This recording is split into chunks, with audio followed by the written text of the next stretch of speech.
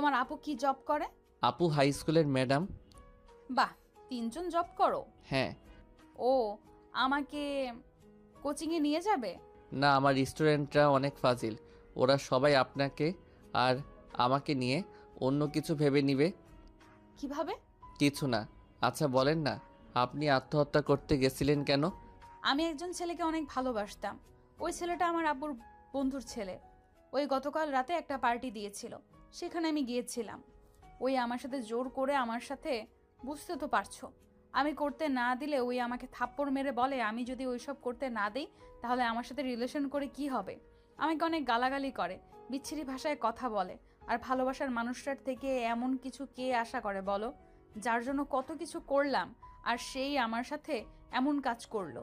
আমাকে আবার জোর করলে আমি ওর মাথায় বাড়ি দিয়ে ব্রিজে চলে আসি দৌড়ে। তারপর কি হয়েছে জানোই তো। ছি, উনি তো আপনাকে তাহলে ভালোই বাসে না। ভালোবাসার মানুষকে বিয়ের আগে কেন টাচ করতে হবে? বিয়ে হইলে তো একেবারে নিজের হয়ে যাবে। ছি, জোর করে কেউ এমন করে নাকি? কাকে বিশ্বাস করব? আমি যাকে বিশ্বাস করি সেই আমার সাথে এমন করে।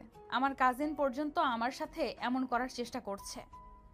আব্বু আম্মুকে জানালে তারা আমাকে ভুল বুঝে মেরেছিল। তারা বলে আমি নাকি খারাপ।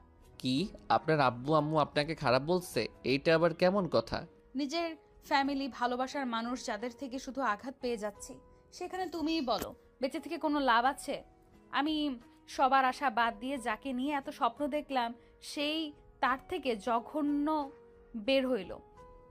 যাকে নিয়ে বাঁচার স্বপ্ন দেখলাম, সব স্বপ্ন এক নিমেষে শেষ করে দিয়েছে। কান্না করেন না, এভাবে ভেঙে পড়ে লাভ নাই। নিজেকে শক্ত করতে শিখেন আর অন্যের উপরে ভরসা করা বাদ দেন। নিজের লাইফটা নিজের মতো এনজয় করেন। কিভাবে করব?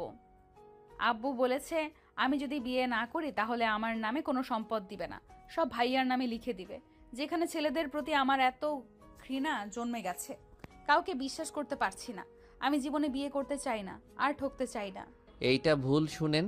কিছু নারী যেমন খারাপ আছে তেমন কিছু পুরুষও আছে। তাই বলে সবাইকে খারাপ ভাবা ঠিক না।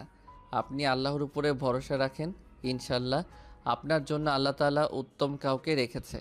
ভেঙে পড়েন না, বুঝলেন? ভেঙে পড়বেন তো হেরে যাবেন। আপনি যত ভেঙে পড়বেন আপনাকে যেই ঠকাইছে ওই আরও খুশি হবে। আমার এসব ভালো লাগছে না, এসব কথা রাখো। ওকে। আচ্ছা, আপনার বাসার ঠিকানা তো বলছেন না? টিএম ভিলার সামনে নামিয়ে দিলেই হবে। ওই বাড়িটা আপনাদের? জি। মাহিন ভাইয়া আপনার ভাইয়া নাকি? হ্যাঁ, তুমি ভাইয়াকে চেনো নাকি? হ্যাঁ, ভাইয়া তো অনেক ভালো, আমাকে অনেক ভালোবাসে। তুমি ভাইয়াকে কিভাবে চেনো? আমি যে কলেজে পড়ি ওই কলেজে ভাইয়া যায় তো। ভাইয়াকে কিছু বখাটে ছেলে মারছিল, আমি বাঁচিয়েছিলাম। সেই থেকে ভাইয়ার সাথে আমার ভালো সম্পর্ক। বাহ, তাহলে তো হয়েছে। দুজন গল্প করতে করতে যেতে লাগলো। তিয়ার বাসার সামনে গেলে তিয়া দেখলো ওর বয়ফ্রেন্ড রাফির গাড়ি ভেতরে ঢুকলো। তিয়া আয়নকে বলল, আয়ান আমার সাথে ভেতরে চলো। না আপু, আপনি যান। ধ্যাত আপু, বলো না, মাহিন ভাইয়া আছে, চলো যাই। তিয়া আয়নের হাত জোর করে নিয়ে যেতে লাগলো। আয়ন তিয়াকে বলল। আরে ভাড়া দিতে দেন।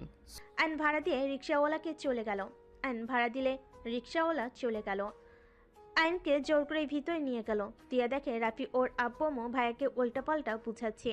তিয়ার আপু রেগে বলল, তুমি তোমার আব্বুকে খবর দাও, তোমাদের আজ বিয়ে হবে। তিয়া আয়নকে টেনে নিয়ে গিয়ে সবার সামনে নিয়ে গিয়ে বলল, সরি আব্বু, আমি ওকে বিয়ে করতে পারবো না। আমি অলরেডি বিয়ে করে ফেলেছি, এটা আমার হাজবেন্ড। তিয়ার কথা শুনে আয়ন ভ্যাবাচাকা খেয়ে গেল।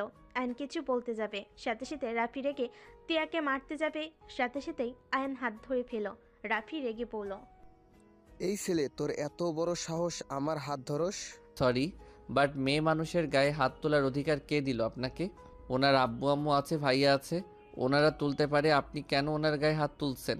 গতকাল রাতে তো কম মারেন নাই ওনাকে। নেশা করিয়ে ওনার সাথে খারাপ কাজ করতে নিয়েছিলেন, আবার এখন ওনার বাবা মায়ের সামনে ওনার গায়ে হাত তুলছেন। আয়নের কথা শুনে সবাই অবাক হয়ে গেল। মাহিন রেগে বলল, আয়ান, এসব কি বলছো? হ্যাঁ ভাইয়া, উনি ওনার সাথে খারাপ কাজ করতে নিয়েছিল আর উনি আত্মহত্যা করতে চাইছিল। আয়ন রাতের সব কিছু খুলে বলে। মাহিন রেগে রাফিকে ঘুষি মারল।